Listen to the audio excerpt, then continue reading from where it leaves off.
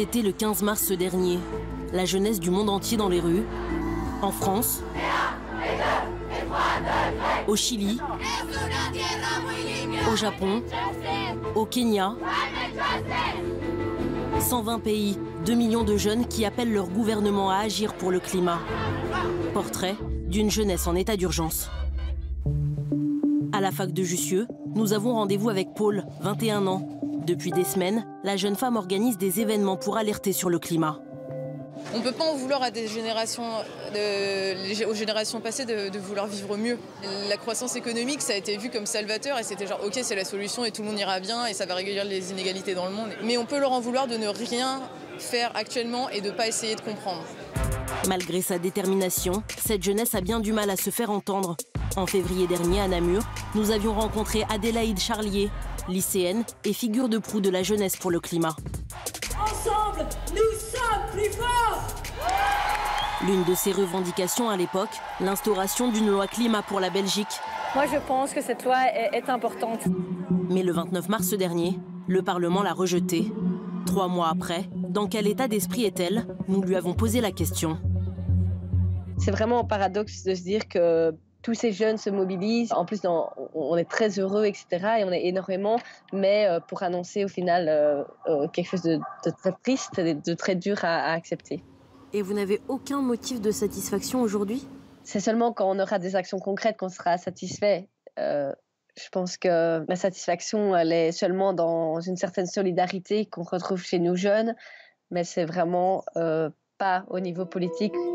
Tant que rien ne bouge, Adélaïde continuera de faire grève chaque jeudi, d'organiser des manifestations et d'intervenir dans les médias.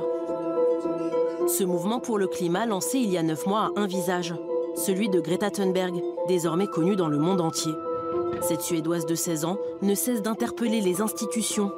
Au Vatican, en Pologne lors de la COP24, au Parlement de Strasbourg le mois dernier, Greta Thunberg met les politiques face à leurs responsabilités. I want you to panic. I want you to act as if the house was on fire. Arnaud Gonzague est le spécialiste environnement de l'Obs. Greta Thunberg, elle nous donne une énorme leçon de modestie et une énorme leçon de maturité, surtout. C'est-à-dire que elle, qui n'a que 16 ans et qui en fait 12, en fait, on voit qu'elle a une espèce de détermination qui manque terriblement à nous tous. Quand Greta Thunberg va au Parlement suédois faire la grève devant le Parlement suédois, elle ne dit pas « on va vous renverser, on va prendre votre place » ou « vive les utopies, à bas le Parlement ». Non, elle dit « faites votre travail ». Retour à la fac de Jussieu, nous retrouvons Martial. Il est le coordinateur de Youth for Climate. C'est l'un des visages français du mouvement. Selon lui, cette génération est la dernière à avoir une chance de prévenir une catastrophe climatique. Peut-être qu'avant, il y avait encore le choix, même pour les gens qui se battaient pour changer la société, il y avait encore le choix de dire si je ne réussis pas mon combat, ça ne va pas m'affecter. Là, aujourd'hui, si on ne réussit pas ce combat, notre avenir, du coup, est très incertain. Le 24 mai prochain, une nouvelle manifestation mondiale aura lieu. Les jeunes appellent tous les citoyens à descendre dans la rue, quel que soit leur âge. Elle vous a surpris, cette mobilisation des jeunes cette année, cette prise, cette ampleur, Sarah? Non. Non, vous adolescents, vous seriez descendus dans la rue aussi pour ça? Non, on n'était pas conscients comme ça.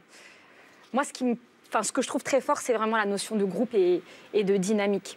Alors là, on en est là aujourd'hui, évidemment, mais ça n'a pas été le cas toujours. On va remonter, mais pas 10 ans en arrière, 40 ans en arrière avec vous, Frédéric Pommier, pour voir que le combat, il a du mal. Il avait du mal déjà à l'époque, il a toujours du mal aujourd'hui, mais alors il avait beaucoup de mal à l'époque. Oui, il y a 40 ans, on est donc en 1979, une émission mythique d'Antenne 2, les dossiers de l'écran.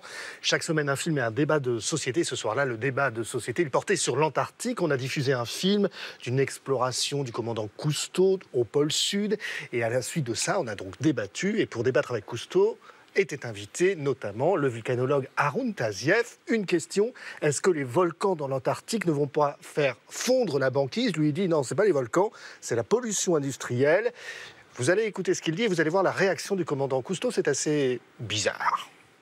Eh bien, la pollution industrielle dégage des quantités de produits chimiques de toute nature, dont une énorme quantité de gaz carbonique.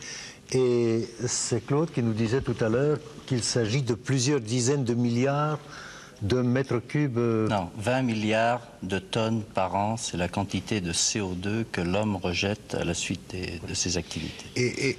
Et cette quantité de gaz carbonique se propage dans l'atmosphère. Dans l'atmosphère et risque de faire de l'atmosphère une espèce de serre. C'est un baratin. Le risque ne vient pas tellement du CO2. On commence à me casser les oreilles avec cette histoire de CO2.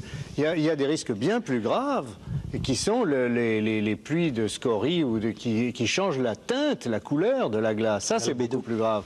Voilà, ce qui est le plus grave, dit-il, c'est la teinte de la glace, pourquoi pas, et l'effet de serre, il dit baratin, on est en 79.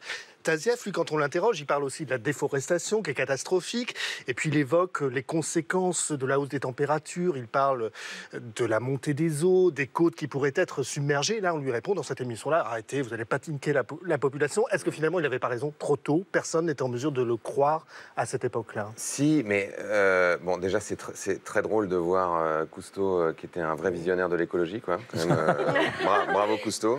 Il y a du pif. Qui a un peu sensibilisé les gens à la planète, mais pas forcément à... Pas forcément tout compris. Pas sur tous les sujets, en tout cas. Mais là, on est en 79. En fait, on est au moment de la bascule.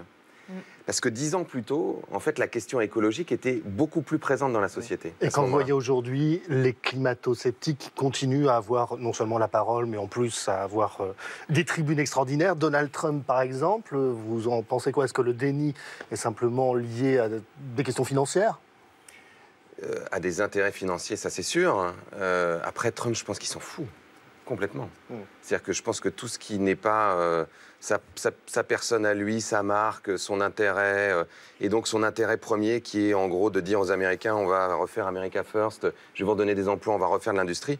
Le reste, il s'en fiche complètement. Et est-ce qu'aujourd'hui, chez nous aussi, on ne devrait pas insister davantage sur les emplois que ça peut créer, l'écologie et la protection de l'environnement? Si, on devrait insister sur les emplois, mais on devrait insister aussi sur le fait que, globalement, ça redonnerait aussi du sens à nos sociétés.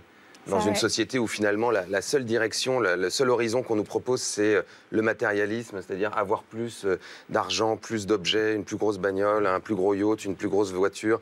Et quand on est très pauvre... Déjà, c'est bien. Ouais. T'as un gros yacht, déjà. Ouais, mais celui qui a un yacht, il veut un plus gros yacht. Et puis celui qui a une petite voiture, il veut une plus grosse voiture. Et puis celui qui a un petit téléphone, il veut un plus gros smartphone.